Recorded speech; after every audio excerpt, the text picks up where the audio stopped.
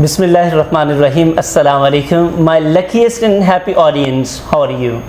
You are lucky enough that we always have wonderful individuals who have a wonderful experience, knowledge, background in related fields and disciplines.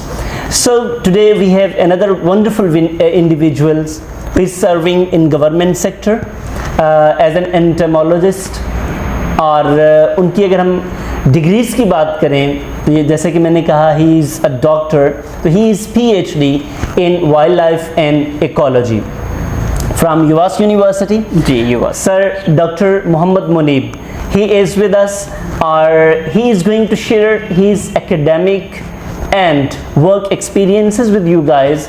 Objective ये है कि आप लोगों को aware किया जाए how to achieve all these goals and what sort of decisions matter a lot. Life में decisions कितने मैटर करते हैं. सर डॉक्टर साहब, thank you very much for providing us a wonderful chance and the audience who are watching you. Thank you very much.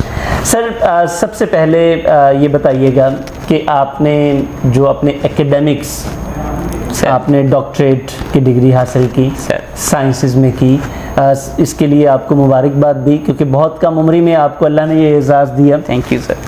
लेकिन इसके साथ साथ मैं आपसे पूछना चाहूँगा कि एक सफ़र है. बिल्कुल. ऑब्वियसली इस उर्दू के सफ़र में हम इंग्लिश का सफ़र तय करते हैं. अच्छा, ऑडियंस ये जानना चाहेंगे, बच्चे बच्चियाँ जो हमें सुन रहे होते हैं, प्रोफेशनल सुन रहे होते हैं, क्योंकि लेक्चरर्स हैं, डिफरेंट कॉलेजेस में पढ़ा रहे हैं, बच्चियाँ पढ़ रही हैं, बच्चे पढ़ रहे हैं, तो आप उनको क्या मैसेज देंगे कि डॉक्टरेट हासिल करना और आपकी ये जो स्ट्रगल है कितना मुश्किल और कितना आसान है, कि ये इश्क नहीं आसान, क्या फरमाएंगे आप?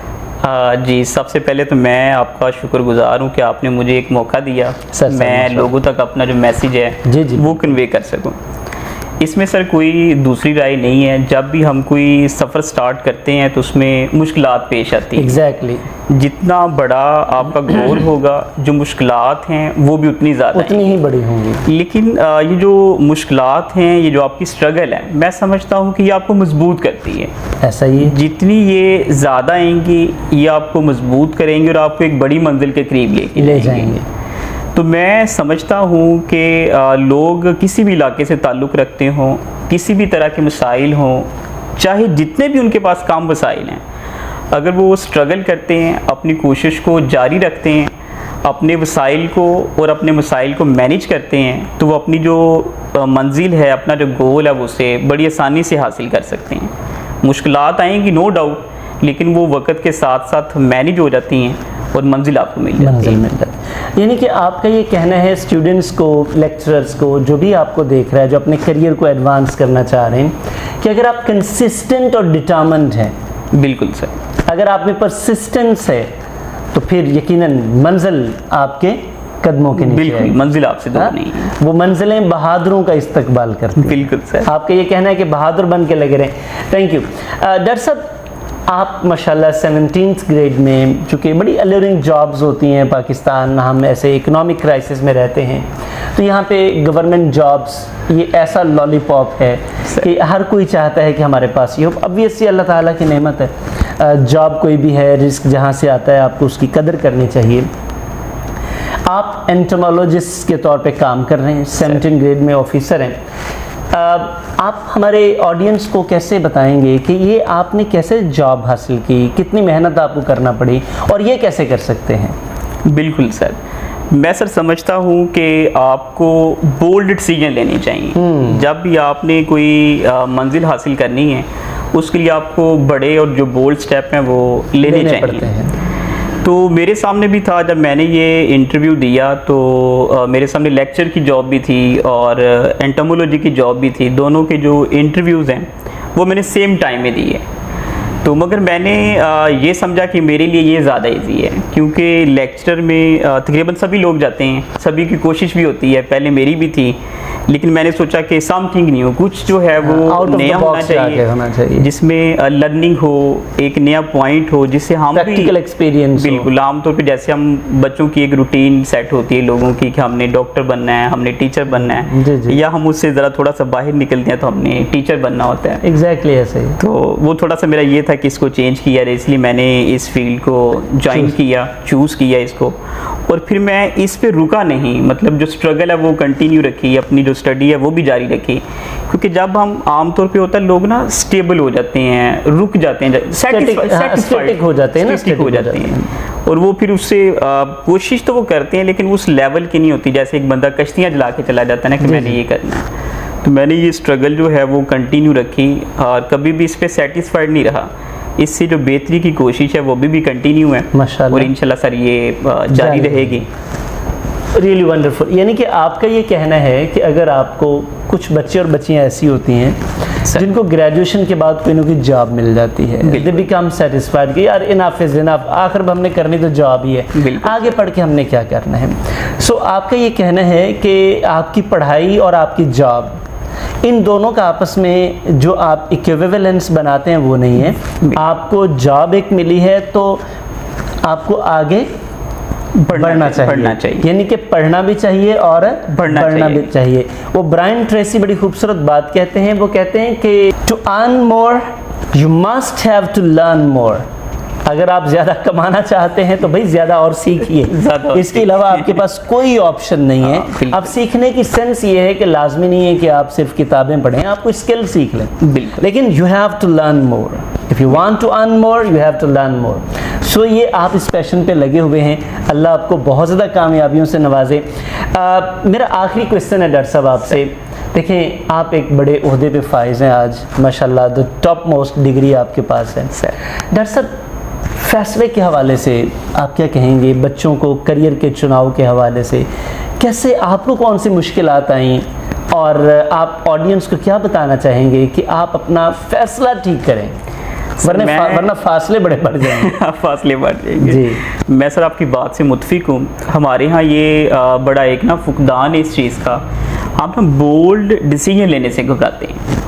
और बाज़ को इस तरह भी मैंने देखा है कि स्टूडेंट्स 4-4 साल की ऑनर डिग्री कर लेते हैं और उन्हें बाद में एहसास होता है कि या तो ये हमारे साथ मैच नहीं करती या हम नहीं करते या हम इसके साथ मैच नहीं करते, तो उनके 4 साल ज़ाया हो जाते हैं। मैं यहाँ 1-2 एग्जांपल कोट करना चाहूँगा, चूँकि जॉब के हवाले से मुख्तलिफ डिपार्टमेंट के साथ हमारा ताल्लुक़ रहता है। तो एक एग्रीकल्चर के दोस्त थे, वो बता रहे थे कि हमारे साथ कुछ लोग काम करते थे, तो हमें एक दफ़ा अपॉर्चुनिटी मिली कि एक सीट अनाउंस हुई, वो 17 के लोग थे सारे, एक 18 की सीट अनाउंस हुई मगर टेम्परेरी, कोई 6 माह साल के लिए। सही। तो उसमें हमारे जो एक दोस्त थे उन्होंने अप्लाई कर दिया। हमने उन्हें काफ़ी समझाया कि अब देखें ये आपका डिसीजन जो है ठीक नहीं है, टेम्परेरी जॉब है और आप 17 को छोड़ के 18 में चंद माह के लिए जा रहे हैं और वापसी पे फिर आप मतलब कि कुछ भी नहीं होगा आपके लिए। तो वो कहते हैं कि बाद में गवर्नमेंट का जो डिसीजन था वो चेंज हुआ, उन्होंने उसको 3 साल के लिए कर दिया और फिर वो परमानेंट हो गया। अब वो कहते हैं हम स्टिल 17 में हैं और वो 19 में चले गए। एक बोल्ड डिसीजन, इस तरह जो बोल्ड डिसीजन है वो सर लेनी चाहिए। इसी तरह मैं कल परसों एक वो मिसाल पढ़ रहा था कि याहू को 2-3 चांसेस मिले कि वो ना गूगल को परचेज कर लें काफ़ी कम प्राइस पे, लेकिन वो वक्त पे एक अच्छा डिसीजन जो वो नहीं ले सके।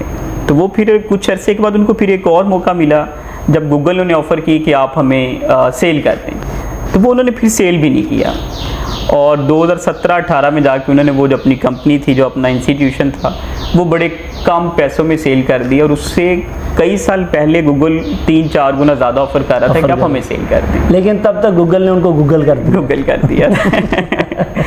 तो सर जो राइट डिसीजन है, मैं समझता हूँ कि वो आपकी ज़िंदगी के लिए बड़ा ज़रूरी है। इन्होंने आपकी राहें डिसाइड करनी है कि आपने किस तरफ जाना है। अगर आपका राइट डिसीजन है तो वो आपको अच्छे वे में आगे लेके जाएगा, और अगर आपने रॉन्ग डिसीजन कर लिया है तो वो फिर डेफिनेटली उसकी कोई प्रॉपर मंजिल नहीं है। या तो ये है कि आप राइट टाइम पे राइट डिसीजन लें, क्योंकि बाज़ का तो होता है लोग ना गलत टाइम पे दुरुस्त फैसले ले लेते हैं या दुरुस्त टाइम पे गलत फैसले कर लेते हैं। तो हमारी जो लाइफ की डायरेक्शन है वो टोटली चेंज हो जाती है इससे। तो मैं ये समझता हूँ कि हमारी ज़िंदगी में जो दुरुस्त फैसले हैं, एक तो दुरुस्त फैसले लेने चाहिए, और अगर उनमें रिस्क है तो बोल्ड फैसले लेने में हिचकिचाना नहीं चाहिए, ये लेने चाहिए। बहुत ज़बरदस्त बात की आपने। वो हमारे एक उस्ताद मोहतरम कहा करते थे कि रिस्क इन रिस्क, यानी कि जो रिस्क है ये रिस्क के साथ आता है। अगर आप रिस्क बड़ा लेते हैं तो रिस्क भी बड़ा ही आता है। अच्छा, ये फैसले हमेशा वक्त पे होते हैं, उसके बाद तो सिर्फ पछतावा रह जाता है। और गलत फैसलों के ऊपर ये बड़ी आपकी बात को सेकंड करते हुए, ये जबर भी देखा है तारीख की नज़रों ने, ये जबर भी देखा है तारीख की नज़रों ने, लम्हों ने ख़ता की सदियों ने सज़ा पाई। तो लम्हे ख़ता करते हैं और सदियां सज़ा पाती हैं। डॉक्टर साहब, थैंक यू वेरी मच। हमारे ऑडियंस आपका बहुत मशकूर हैं क्योंकि आपने अपना लर्नड ओपिनियन दिया, और मुझे उम्मीद है कि आपके इस ओपिनियन से लोग काफ़ी मुस्तफ़ीद होंगे और इंशाअल्लाह फ्यूचर में आपसे बेहतर, हमसे बेहतर बन के दिखाने की कोशिश करेंगे। Once more thank you very much.